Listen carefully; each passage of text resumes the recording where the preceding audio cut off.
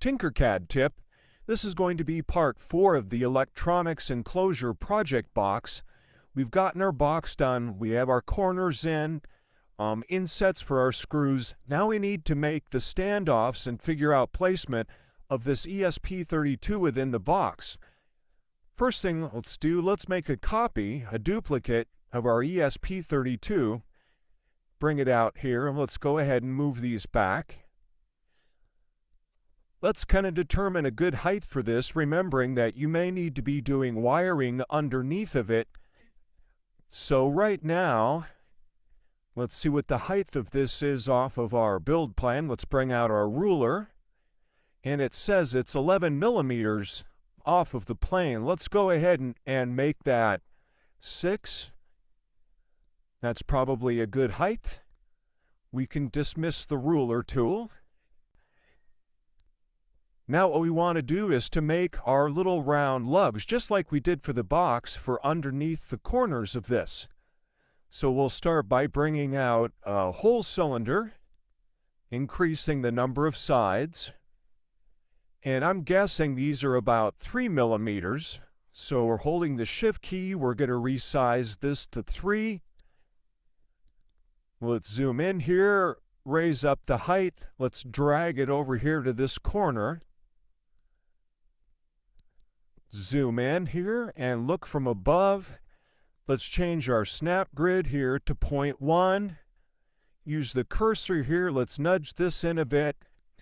Now remember, when we put the screws in here, it needs to have some plastic to bite to. So let's change the size of this hole to be just a little bit smaller than the holes that are in our PCB here. So holding Alt and Shift so we stay centered, let's click on the size and let's make this 2.75 millimeters. And that seems to be pretty centered within that hole there. Now let's bring out a solid cylinder.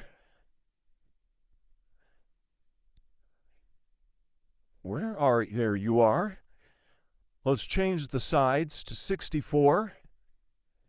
And let's go ahead and resize this a bit. Okay, let's bring that over and let's zoom back in a bit. Now it's important to remember that when we look under here, we have some spacing issues. For instance, right here, we need to not cover these holes here that we see. So we can't make this plastic too big that it would be in the way of those. So our whole cylinder here was 2.75. Let's try making this, let's say 4.5. Let's see how well that fits.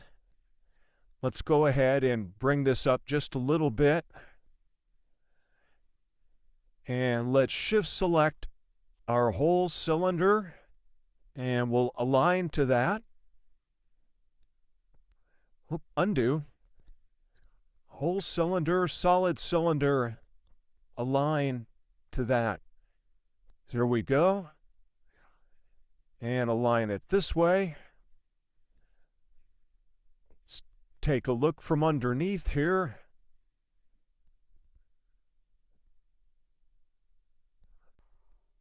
Let's bring this up a bit.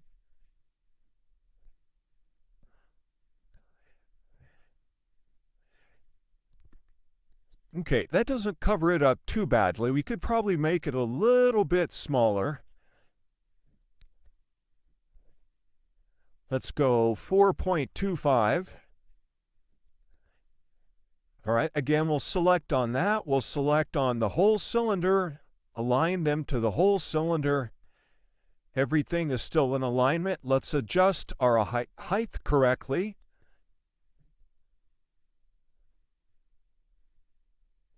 Bring that up a tiny bit. Here we go. We can go ahead and bring the height of this down. All right, for now, let's merge those two items together, the solid cylinder and the whole cylinder. All right, now we need to duplicate that to the other corners. Duplicate. Let's set this back to 1 millimeter.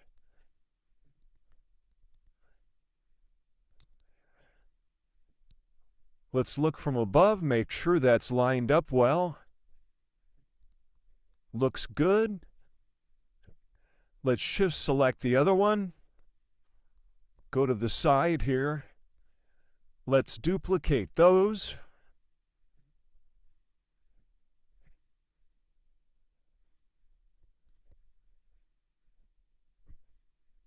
Using our cursor keys, we'll nudge over.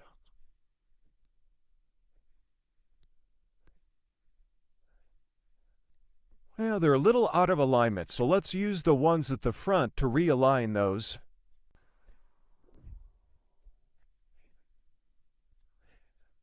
Select that one, select that. Align to this. Very good. Back one, front one. Align to this. Right, let's select the both of those. Change our snap grid to 0.1. Let's zoom in here. Looks like we need to go over a tad bit.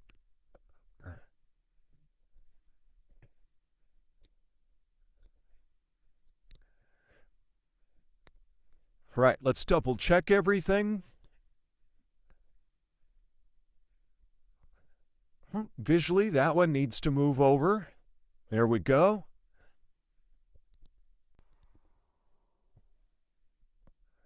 Let's go back to the front. Oh, that one should come over. There we go. That one looks good. All right, let's go ahead and select all of those, and for the time being, we'll group them together. Keep it multicolored. Let's go ahead now and back out here. Let's move our lid out of the way. Make things easier to see. Let's put our work plane on the bottom of the box. Select on this item, and we're going to hit the letter D to drop it to that work plane. Let's drag it inside. Let's put our work plane back out on the default. All right, let's move in here. Let's select the ESP32 and the standoffs. The project box, we'll click on Align to the project box. We'll center that way. Now we'll select on the ESP32 and let's shift nudge it a bit and then nudge it. What we're looking for here is we have to have this USB-C connector towards the front of the box. So I'm nudging it over to where we're fairly close, but still have room to get it in. All right, let's select on that. Let's ungroup it. All right.